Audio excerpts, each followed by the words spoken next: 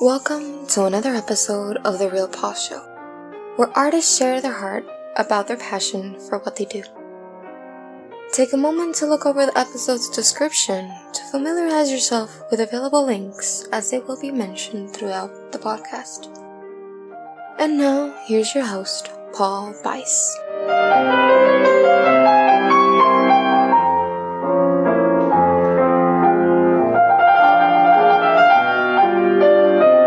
Hey y'all, and welcome to another episode of The Real Paul Show. Today we have a very special guest who has not ever used any kind of platform to tell her story. So it's really exciting to share Enda, Suparman's story. Take a listen to this.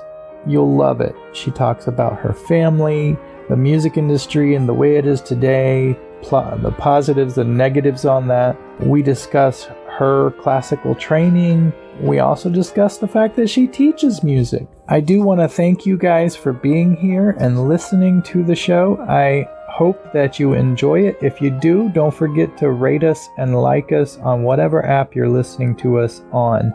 This helps us get out there into the view of other people who may be interested in hearing these stories of the passion and heart that goes into the music creation. One other little side note before we continue.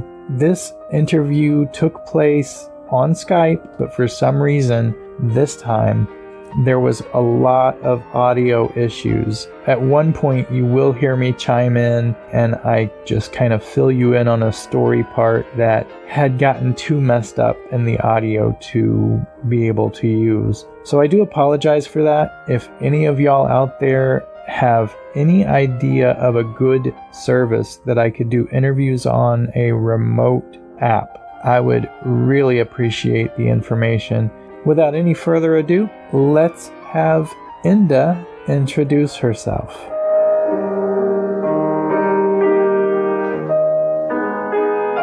Hi everyone, my name is Enda Suparman, taken from my dad. They always want to have boys, but after 3 times trying, and then I'm still the girl, so they decided that's the end of the trying. That's why it's Enda instead of Edna. A lot of people always miscall it as Edna, which is very not nice because it's actually Enda. I am currently living in Vancouver, BC, Canada. I teach piano. Been playing piano since I was 3.5 years old, so piano pretty much my whole life. What is it that inspired you to take up the mantle of teaching and further inspire others by teaching them how to play piano? That's a good question. I actually really like to see when someone don't know how to read the music, and then just the journey, and then they finally liking it, or they finally get to read it and then just play it. I don't know, it just make me feel like, wow, I just turn you from somebody don't know to somebody knows how to play. And then even like as bonus, if the kids really enjoy it, and then the mom will say like, oh, so and so now it's like practicing by himself or herself, I'll be like, wow, like I feel that's such a big accomplishment for me. That's awesome. I love that too. That is great. That is awesome. So I think I had seen that you do piano lessons. So you've been playing since you were 3? Yes, at 3, and then I finished all my conservatory back home. And then when I was 17, so I was like the youngest in the whole conservatory. When I finished it, I teaching grade 11 in high school. So I've been teaching since grade 11 till now, almost 22 years. Wow. Yes. So with your music, what was it about music that drew you in? What was it that attracted you to the music initially? What was the first thing that made you say, aha, I want to do this? Unfortunately, I lost some of the clips of this interview due to technical difficulties while recording. I just want to set up this next clip for you. I had asked Enda about what music does for her, and she was setting this story up, telling us about how her grandmother, who taught her to play, would sit next to her, and I'll let her tell you the rest of the story.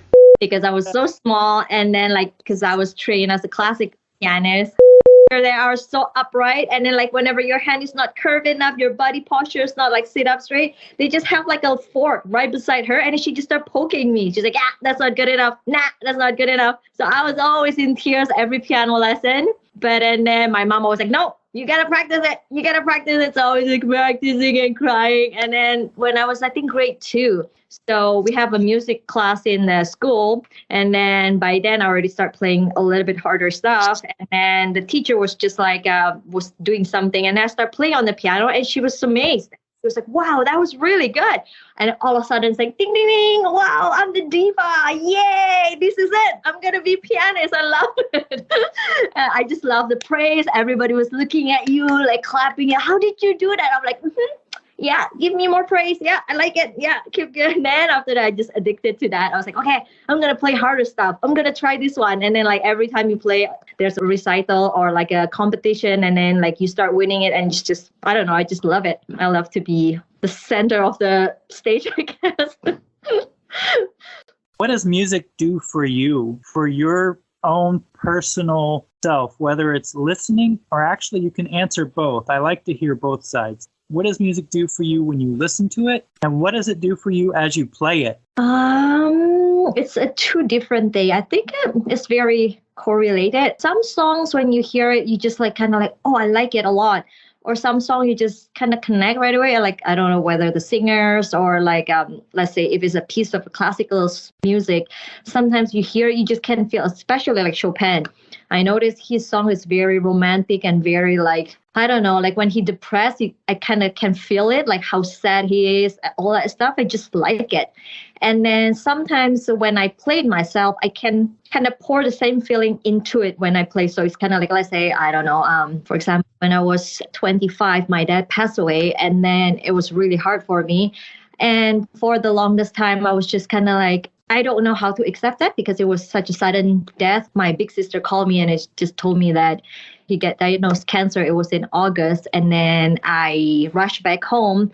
I was born in Jakarta, Indonesia, but our background is Chinese. So we are a Chinese family that born in Indonesia. And then for my music degree, I moved to Canada.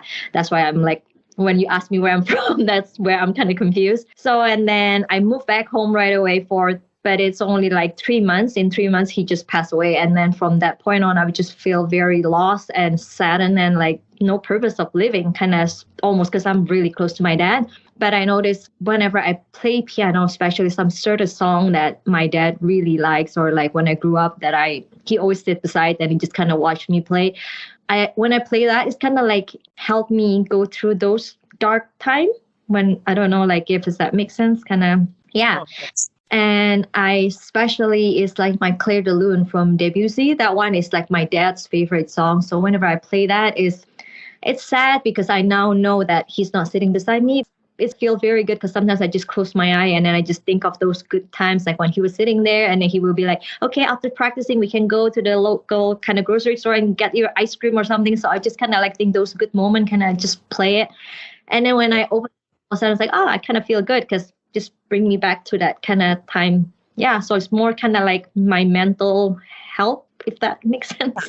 I was just explaining in the last episode to Alexander that the first release that I did was actually that. It was where I took my emotions. I didn't have any words that would fit the emotion that I had. It was so strong that I had to release that into the music. Yes. That was over 20-something years ago, and I just released that song last year. Wow. And it was basically a symbolistic release for me to put it in there, to put it out in the public eye, and to say, okay, I'm done with that era of my life. I'm moving forward. So yeah, I totally get what you're saying.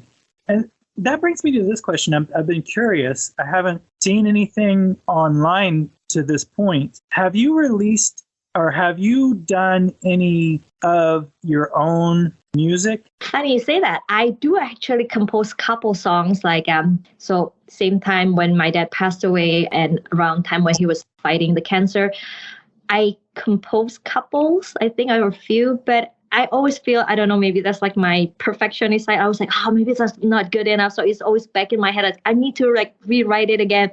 See, maybe this one's not so good. So I do have a couple of them, but I always feel not good enough to play around for other people yet so far. I feel like that's the eternal pain of every creator out there whatsoever. Anyone who makes anything is just like, it's not good enough. I need to work on it more. We all our worst critic for sure. That's amazing. And so nobody's heard those songs? My dad, I think he heard it a couple times, and my family, my mom, my 2 sisters, and my hubby. I think he heard it too, but he always like, oh, that's good. I was like, no, that's not good enough. I think I need to do something else on second page. That one is not high. So, yeah. And I would so love to hear those if that's something that could be arranged. And now, a brief message from Ophelia on how you can contribute to the podcast.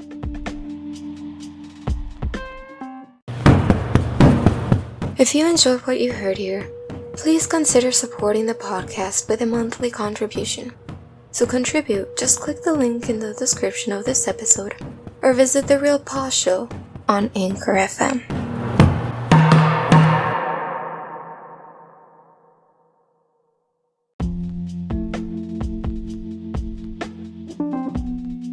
I'd like to say a thank you for my contributors, and I would like to welcome you guys to contribute as well. You can click the link in the description of this podcast and donate $1, $5, or $10 a month. You can also do a one-time donation by going to trps.us/podcast. And I have on there available for you to donate on Cash App, PayPal, or Venmo. Thanks in advance for your contribution. Oh, that brings up something too there. Have you done collaborations with anybody, like where you've played piano with somebody else? Well, when we were in university, we, as a piano major, you have to do like an obligatory to like companies for like either violinists or like whatever other major students, like a flautist and all like the other people. But as per that, no, I think I did couple of accompaniment for my student that minoring in violin. Yeah, that's all. But it's not like, I think I'm too diva-y. It's like, I gotta be the star. You know, it's funny that you say that because I remember the first video I saw of you. I don't know if you remember. It was the first one you did where, or I don't know if it was the very first one, but it was one of the first ones I saw like about a year ago or maybe a year and a half. And you were laying back on the bench and had your hands above your head playing the piano. I'm like, what? And I made a comment like, there's more stuff here. Go look at it. Yeah, totally should redo that again. I remember I was just reposted a couple of days ago and then you commented. I was like, yeah, I remember that. Yeah, that was a really good video to draw people in because it was such a unique trick, you know? Yeah. Play of talent and memorization, because as long as you can get your fingers situated, you should be able to do it by memory if you've trained yourself enough. It's actually quite a feat because you have to really know what you're doing to be able to do that. That's true. And then you have to just kind of like really sure where's the next, especially when they change the chord, and then you have to know like how much to jump to the next that key because you cannot see it. It's you like have to have years of experience to be able to go all the way over without overstepping or understepping and then hit the wrong key. Yes. I got a question though. The way you cross your hands, is that because it's reversed? No, it's because when we're facing forward, this is my right hand, this is my left hand. But when I backward, this is my right hand now, this is my left hand now. So I have to flip it, right? To keep the same orientation, you basically have to, Yeah, so if this is my left hand, in order for me to left hand stay on this position, I gotta do it this way. That's so awesome. All right. The last root question that I have is, where do you see music taking you from this point, or where would you like to see it take you? I would like to, I really hope my TikTok grow more and then like somehow just my music can touch people because I just want people to kind of like enjoy it, and then especially classical music too, to bring it a little bit more out. And mostly I just want my music to help people to do what did it do to myself. So let's say like when I'm sad, I listen to it, it helped me to kind of like go through those moods. Or when I'm happy, then I can just share it with you guys through the music. So it's kind of like a way to share the feeling and hope other people, when they hear it, they can feel it too. Let's say like someone, like some people that on my TikTok, they followers, they say that, oh, I have a bad day today, and then I listen to your video, I feel really better now. And I just, that those kind of comment is, I feel like so priceless. It's like, oh, that is really, really what I want. So that's awesome. And a really good way to get more TikTok followers would be to post your unreleased music. I think to myself, Enda, that's not good enough. Do it again, Enda. That page not good enough. Rechange. The never-ending cycle of the creative. I know, and then I start tearing out. I'll be like, oh my God, this is so bad. I'm so bad. TikTok really is pretty vicious whenever it comes to the trolls. Yeah. But they are just basically people who are making comments that they don't even believe what they're saying either. They're just doing it because that to them is fun. I don't know why, but that's so annoying. I think some people, they just like, they have nothing better to say and you just feel they have to say something. I don't really know. Usually when people comment like a negative, I'm just kind of like, okay, whatever. You can just move along. Next. Some people like to stir the pot to see what happens. Yeah, that's a good way to do it. Or I just ignore you. So like, okay, I don't see that one. Bye. Yep. Oh, one thing that you did say that I really thought was cool, because you and I are very much on the same thought line on this, and that is with classical music. It's so powerful, and yet not really in the mainstream as much as it should be. No, and I applaud you for that, because honestly, it's such a beautiful realm to delve into. There's a cellist. I watch her on TikTok. She's a professional cellist. She comes from the Ukraine, and she plays a lot of heavy metal music on her cello. Wow. Now that's a new. It's gorgeous. But in between, because she was classically trained, in between her heavy metal pieces, she will play Bach and Chopin. I forgot which one. I think it's Beethoven. She doesn't play because for some reason his music doesn't translate over to the cello very well. But I think they play Baroque period stuff like a Bach, and then like who's that guy? Handel, all those stuff.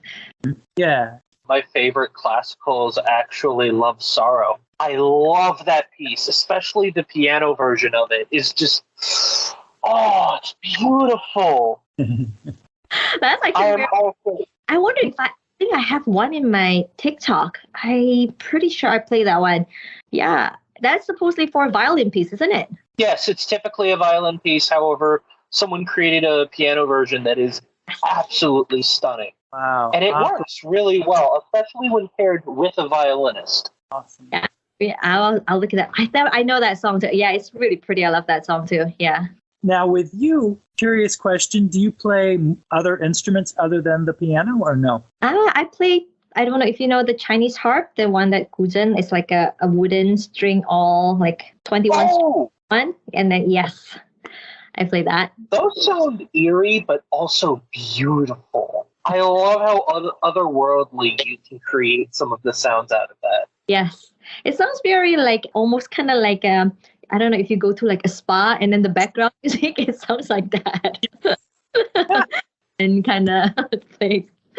I know you have fascination with classical music, but what other genres and types of music are you interested in, show curiosity towards? Oh, that's a very interesting question. I think I would call myself more like an old soul. I definitely not into like heavy metal. I don't know why until now, like I'm 39 and I still don't like that.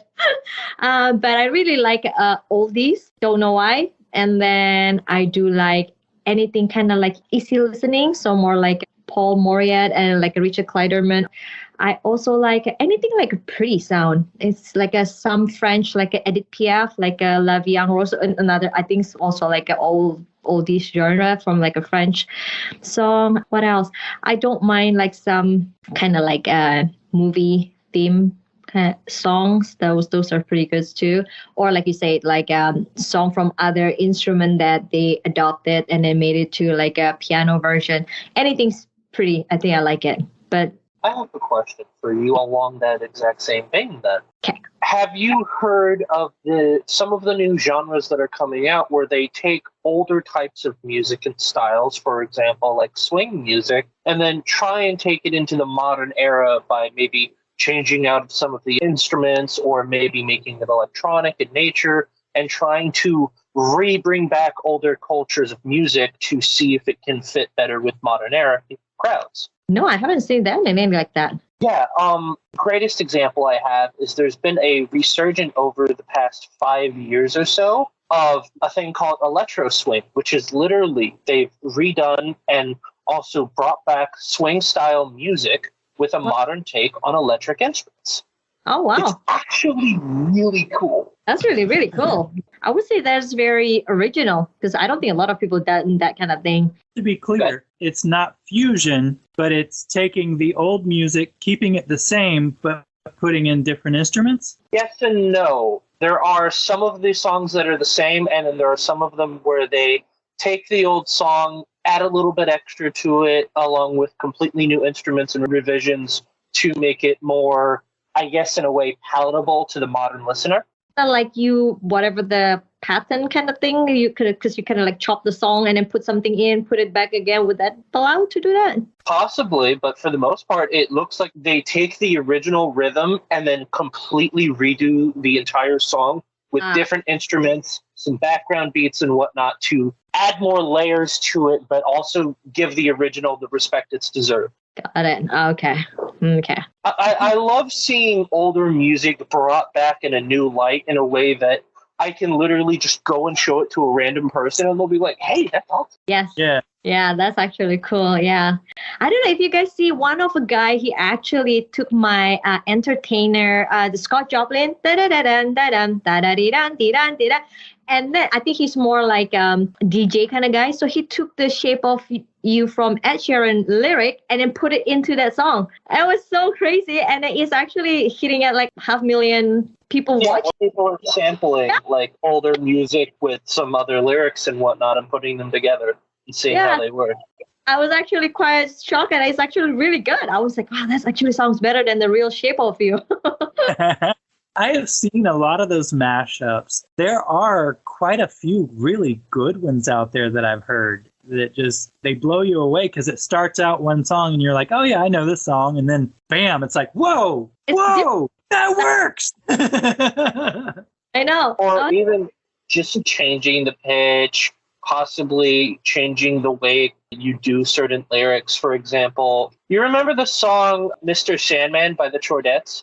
Mr. Sandman, na na na na na na na na. Remember how happy that song is? Yeah. Someone did it where they slowed down the pace of the song by about, I'd say 15 to 20%, did it in a minor key, and then it was a guy singing about a woman instead, and it is spectacular. Wow. Yeah, it immediately goes from being like a very happy and joyous song to like a melancholy song about a guy being so lonely that even if it's a dream, he would at least be able to be with someone. Oh my goodness, that is... And it's the exact same lyrics. Oh my god. It's all about intonation. That's crazy.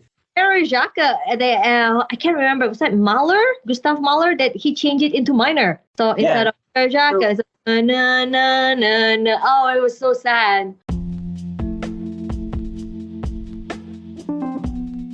And now a quick word from our sponsor.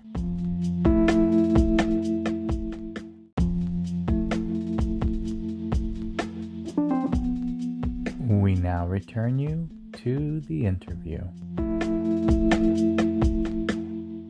I bet. And that brings me to a question for you, and that is, have you done that? Have you taken a song and changed it to a minor key? No, No, I am not that. I can read music very quick. So I'm a side reader thing. So no, I don't have those kind of thing like to just change. Cause I think that's more like a jazz background people. They can just chord it right away, change.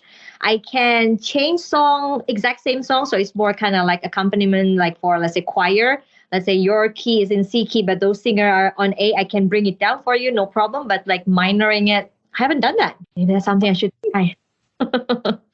I noticed that I am too classical and too like everything has to be very precise. Even like when I think it's because like my background too, like it's all very like that. Even like with my students, sometimes with the fingering, I'll be like, no, it has to be 3. But then it's like, okay, I don't want to be that grandma with the fork. I was like, okay, if you think 2 is like show me. Okay, I want to see maybe 3. Still back to the 3 again. So I was like, try to compromise, but in the end, I'm still like kind of in the edge. I gotcha. I'm kind of that I way noticed too. that another thing that's been growing in popularity is people doing like public performances with pianos or other instruments. They'll take something that wasn't originally written on piano or something that's from like a Japanese anime or TV show and then do it on piano. Or Right. like we'll start off with a really simple song and then halfway through just instant switch to something that's absolutely insane. Yeah, I heard that too. It's actually sometimes some song is really pretty though. I noticed like the anime or like what was that like one Japanese composer Iruma, whatever that one. A lot of kids. I kind of Richard Kleiderman, but it's like more the nowadays kind of thing. It sounds pretty. I don't mind them at all. Yeah. Yeah. There's actually a few years ago, someone decided to do an entire series dedicated to classical music as an anime. And it was the main character is a pianist who ends up meeting a violinist who needs an accompanist for a contest. So she ends up basically dragging him along and making him become her pianist after he had some issues when he was younger and ended up giving up playing professionally because of it. Oh wow. What was this? And she gets him to overcome his fear and anxiety about playing.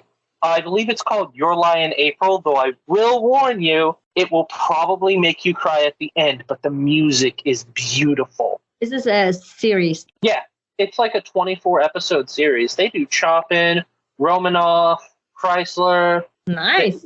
It's literally Saint-Saëns, Mozart, Beethoven. Oh, awesome. They do the full suite. It was a very lovely musical experience. Yeah, I think those kind of thing is good too because like it's kind of like interesting if a kids watch or like a younger people like those one if they watch it and then with the background those kind of music hopefully like grow them interest like oh that music's actually pretty what is it that'll be great right kind of like in classical slowly I'm going to be honest with you, that's actually what got me to fall in love with Love Sorrow. Because of the way it's performed and the visualizations, because the way it does it is while they're playing the song, you're seeing the emotions and the thoughts in their head as a visual display of how they feel about the piece while they're playing it, which is amazing.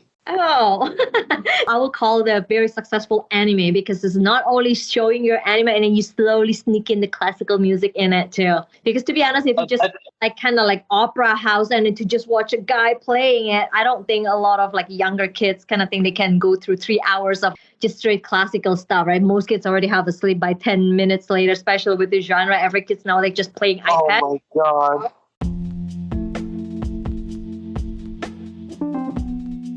Okay, it's time for another quick break where we tell you how you can have your questions or comments aired on the show.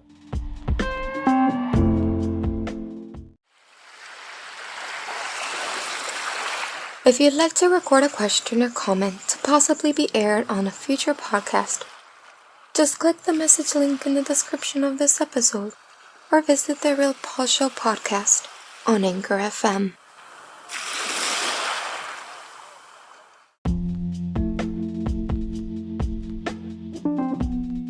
Just another brief method for you to leave a voice comment to be aired on the show. Just simply call 561-342-1761. That number again is 571-342-1761.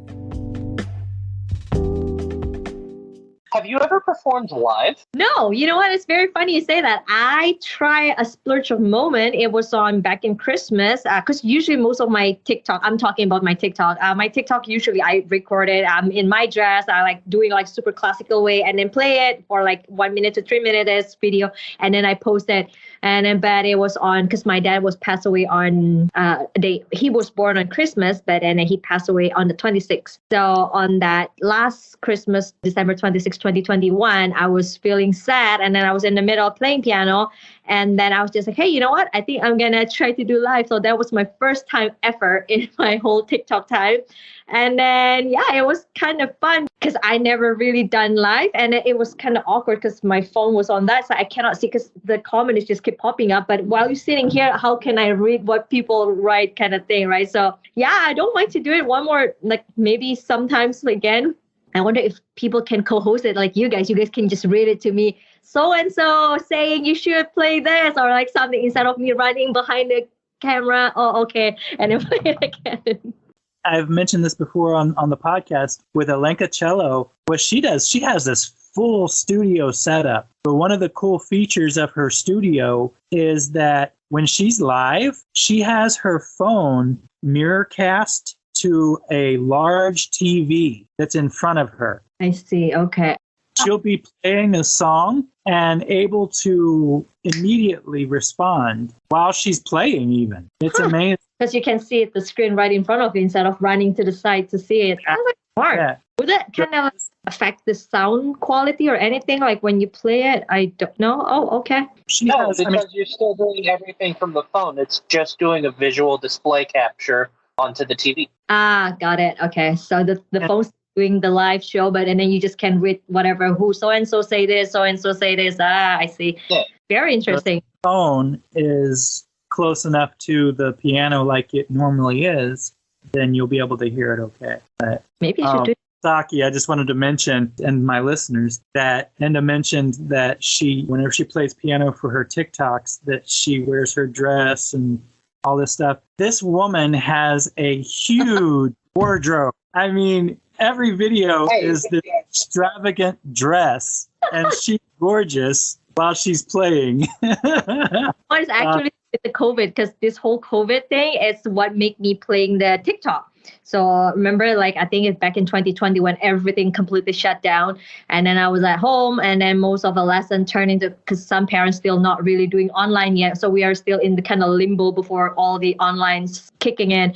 And then every day I just play. And then I will be like, okay, I'm ready this one. So I'm going to call my husband down. I was like, okay, can you sit there, be my audience? So I will walk and then do the bow. And he's like, but after 3 times performance, he started like, why don't you record it? And I can watch it next time. I was like, no, you got to watch me now. And then Frank's like, okay, there's a phone. You can record it and then maybe post it on TikTok. There you go. I was like, oh, there's such a thing? And I was like, okay, fine. So I start recording it. And so 1 video, 2 video. Like what I said before, I like obviously the people say, oh, that's playing good. And then all of a sudden it's, that become my job. So and then next thing I was like, okay, I can wear this dress. Oh yeah, that dress I've been wearing it with that shoe. So and then it's all whole thing become my whole performance then from that point on. That really is awesome in that you're putting your all into it. You are definitely like you're all into the music, but you're all into the presentation. That says a lot because you are passionate about what you do. Thank you. I haven't looked, to be honest. I've watched your TikToks. I've followed you on Insta. I've seen a lot of the gorgeous places that you go to. Have you created a Spotify? Have you done anything on Spotify or released any? I don't know how to use that. I don't have the app yet. See, as you can see, I like classical music. I like all this. I might be 39, but I think my soul somehow is 70 or 80s. Okay. Let me tell you something that will feed your diva needs. Okay, I'm listening all ear right here.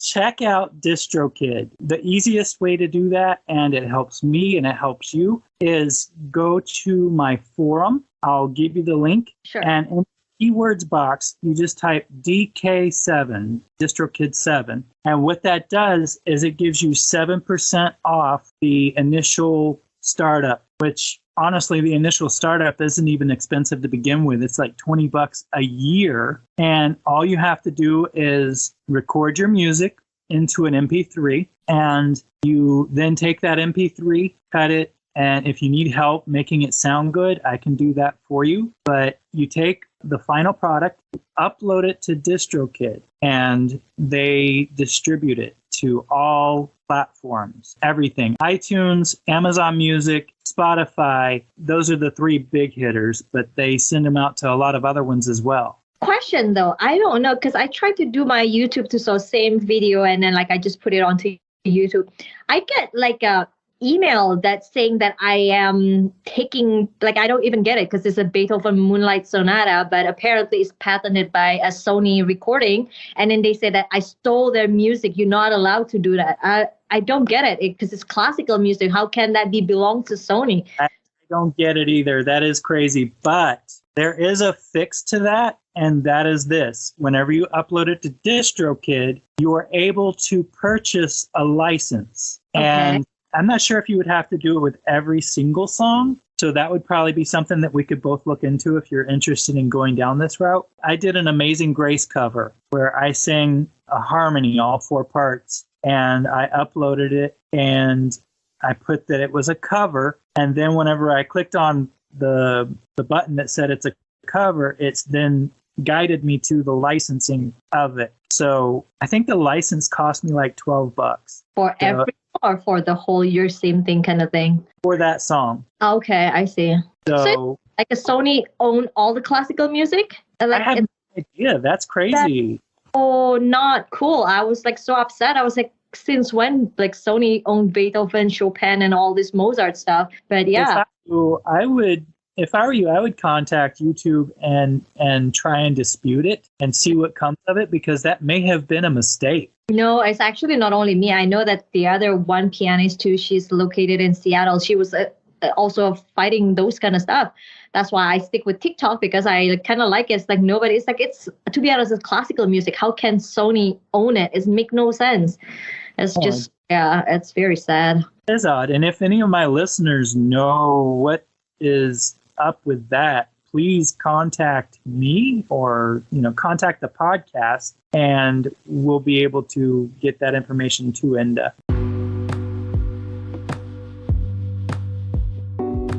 We'll be right back after the break. Are you wanting a haircut, trim, or just a fresh new look in general? Look no further than The Shop. Located in Lehigh Acres, Florida, their friendly and chill atmosphere makes you feel right at home while getting your favorite hairstyle that suits you.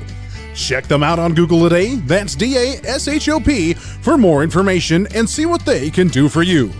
The Shop is a proud supporter of The Real Paul Show.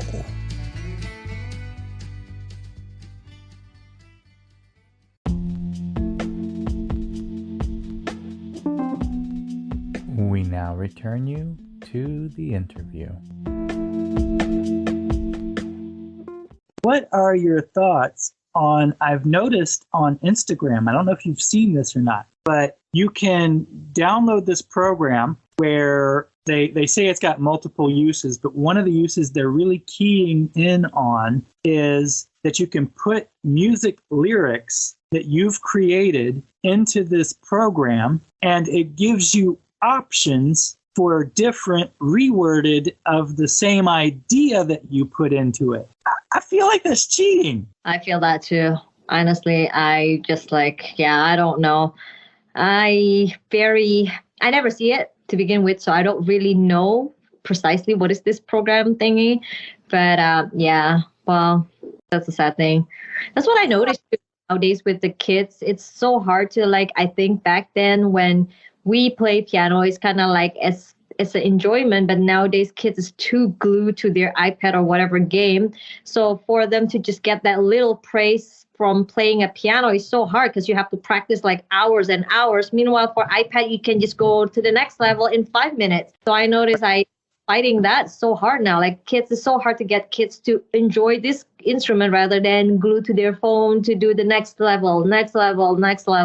Yeah, and what I'm seeing is that technology is starting to encroach on the creative process. we started out with some good ideas, but it has brought us into this era where now it's going beyond just kind of giving you a little help. It's actually starting to be like, okay, you give it the key you want it in, and it'll create this song for you. Yeah. You give it the words you want it to have, and it'll create better words for you.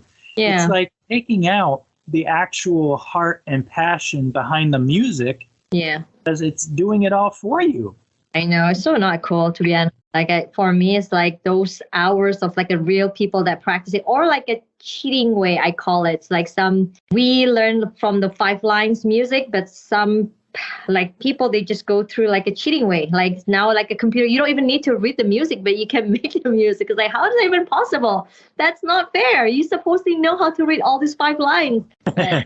Now, another great example of that would be a thing that's been happening more and more is we're seeing people just go sit in a recording booth for about 3 hours and do voice samples. And then from then on, they can literally take those voice samples and do anything they want with it, from talking to singing to anything, because they already have all of the different vowels, consonants, how they sound together set up so that they can literally pair it, change the tone, change the pitch, and ta-da. Oh my goodness. Some that are not even real people. In anime especially, they use what's called a Vocaloid. Have you heard of that? No. Vocaloids are basically what he just said.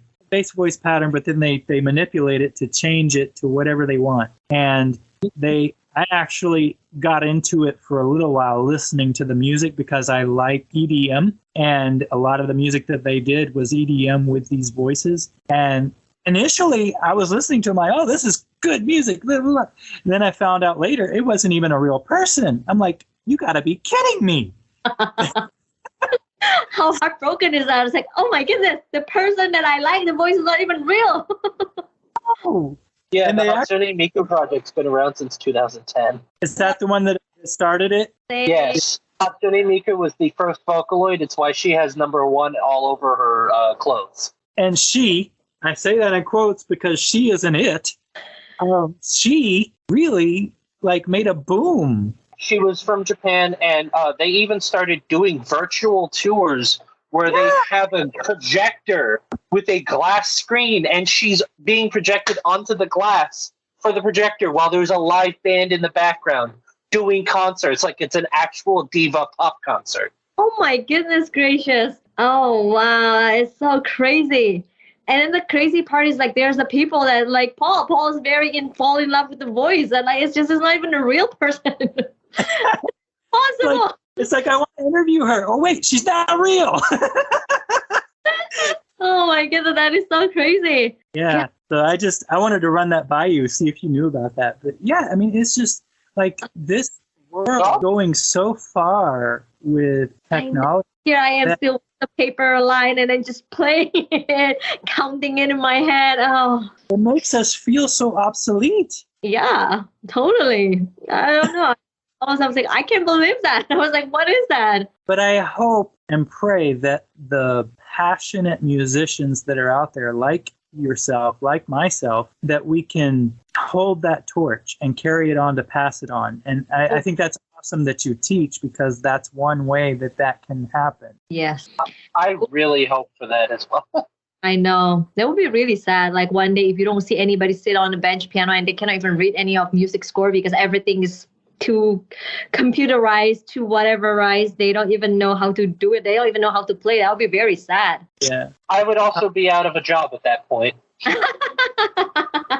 I set up live performances as a stagehand and I put together the stage, I set up their lighting. I'm usually a spot operator for the shows. I see. That's cool. That's very cool. Yeah. I do everything from concerts to Broadways. Wow. So Enda, yes. with what we've talked about on the show, is there anything else that you would like to say to the listeners of the podcast? Support my piano playing, likes it. Support classical music. Continue pass it on. I guess that's pretty much.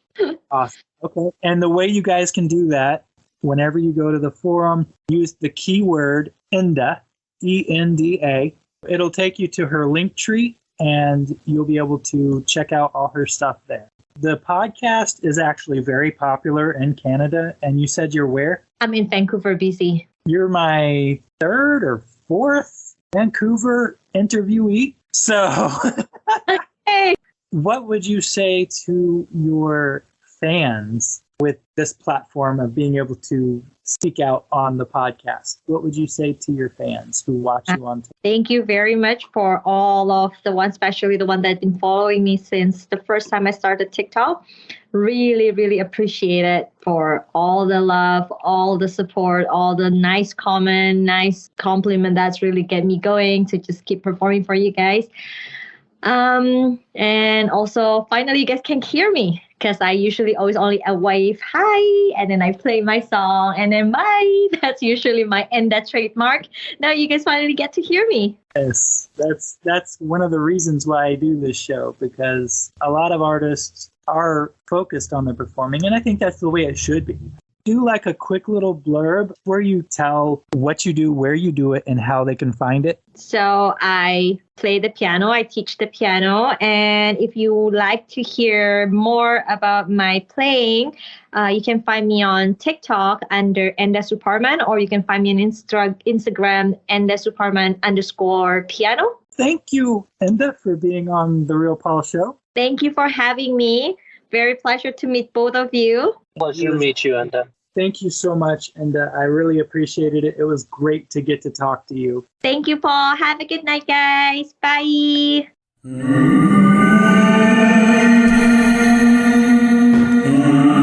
This is Listener's Focus. This is a section of the show where I ask a question and you guys answer. So enjoy.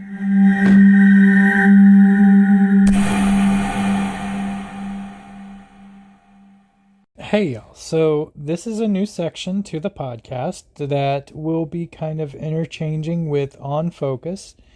I am going to be calling this segment Listener Focus. So what I did was on Instagram and TikTok, I put out a video requesting that you guys answer the question either in a video response or an audio response in DM. I got a couple of responses back, and this is one of them. Now, what I will be doing in the future is I want you guys to state your name at the beginning. Kind of give us a little bit of information on yourself, like your name, what you do, either hobby or work or whatever. But the last question that I posted in this video on TikTok and Instagram was, what does music do for you, both in creating music and listening to music? And this is the response of one of my listeners. And I do apologize, I lost your message in a slew of other messages and I couldn't find you. So if you're listening, please contact me. Let me know your name. I'll give you a shout out next episode. But here is his answer to the question. Okay, so what I like about music and what I like about making music, first, about listening to music, it's special because I can, listen to a song today and years later, I'll listen to that song again and it'll take me in the moment I was going through whatever I was going through when I heard that song. That's what I like about music, that I always leave a memory in that song that I heard years ago. It can be like in 2005 when I heard, let's say, a song of Katy Perry or the Kings of Leon or whatever song that I listened in that year. Today I put that song and I'll just remember, that was a moment where I was going through this or I was, this way, because I feel like music changes, I change, every day I change. So it reminds me of who I was, what I was going through, what was I thinking. That's what I like about music. Like, music tells me a story, even if it has its own story, the artist that's making the song. But it has my story in the song because I had a feeling when I heard the song and I was living something in that moment. So it's like, example, my mom passed away when I was 9 years. and there was a song she loved that was from The Lonely Boys, How Far Is Heaven. And I'll hear the song today and it makes me feel and go through a moment where I was in the hospital, my mom was sick, and I was 9 years old. So it's so many feelings that song gives me, because it gives me, it reminds me of the sad moment, but it does remind me of how special she was and how special she would treat me. And that's what music does. Like, I leave a story in that song, and that's why I love music. And the other part of me making music, it's amazing. I just started making music probably like 3 years ago, and I haven't even made that many songs. I've been in a process these 3 years. I do it and then I give it up, and I'm like, I'm not going to be able to do it. So it's been a hard process for me. So now that I am making music more often, I use it to take out whatever feeling I'm feeling in the moment, or thought that I do not like, that I'm thinking about. I could just put it in that song and let it go. It's a moment where I could express how I'm feeling, what I am feeling, and create this new world that I want to live in, like this world of, if I want to feel more confident, I'll just make a song about my insecurities and how I'm not caring anymore. Like, I'll just make the song whatever I do not want to be and what I want to be, tomorrow. So it's just like making music for me is like a process, a healing process, and listening to music of other people, it's more like leaving a memory. And so it's just special. I love music. It's something very important for me, because it's something I live with every day, music, and reminding myself about moments I lived in life and things that music for me is just so powerful. It opens your mind, your imagination. It just creates so many things. So I think music can lead you to something good, or it can destroy you. So I try to use music to heal myself and to express myself, whatever I'm feeling and whoever I want to be. So that's what music is for me, and thank you so much for listening. That answer, sir, is an answer that I could feel. I totally understand and totally relate to what you said, as I'm sure you've heard me talk about on the podcast multiple times. It would seem that when I write my music, it always is correlated with an idea from the past or an extreme mood, like extreme happiness, extreme sadness, extreme anger. All of those, for some reason, in me, tend to always make me want to write music right away. Now, here's another point that I would like to kind of put out there as a question, and for all of my listeners, check out my Instagram at TRPSpod, and you can DM me with a voice clip to answer the question. This is the question. Do y'all who create music, do y'all have trouble trying to write music when you're not in one of those emotional states that I mentioned? Because for me, I find it more difficult to write music, create lyrics, even the creative editing process for me, it's not the same when there is like an extreme emotion being put behind the song. It's almost as if that I'm trying to clarify and solidify the emotion that I'm feeling in the song. And the song is the only language that can connect with those emotions. When I'm outside of those emotions, I can still create music. I can still create songs. As a matter of fact, just for a interesting trivia fact, the song at the beginning of this clip I just created, it's actually just a snippet of a new release that I've been working on. And it's something that I want to do. I want to continue to release music. But these songs are being written with no extreme emotion, which is something I haven't really done in the past. So, yeah, that's my question to you guys. I look forward to hearing your answers and posting your answers in future episodes. Until next week, thank you for listening, and I'll see you then.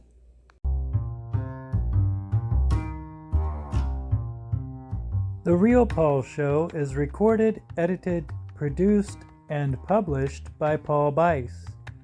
I am your host, Paul Bice. Periodic co-host is Jeremy.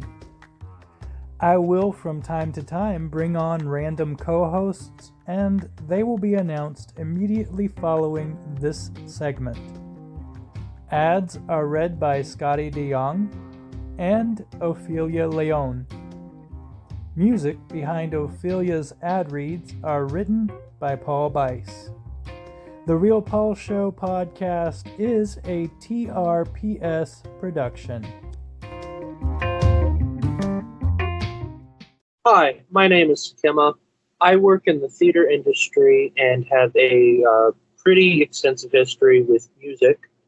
And I became interested in joining this podcast because I happen to know Paul here in real life and got an opportunity to talk with him about it and share our combined interest in music. And really enjoy discussing and bringing up different topics that maybe not everyone thinks of when it comes to music. I love hearing unique takes and unique thoughts on how people respond to certain things, because everyone has a different thing that they think about when it comes to music.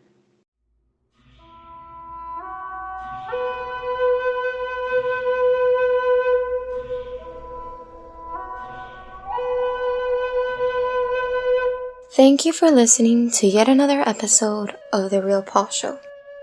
We hope you enjoyed it. Be sure to subscribe on your favorite podcast platform so you don't miss an episode. And remember, do what you love with no regrets.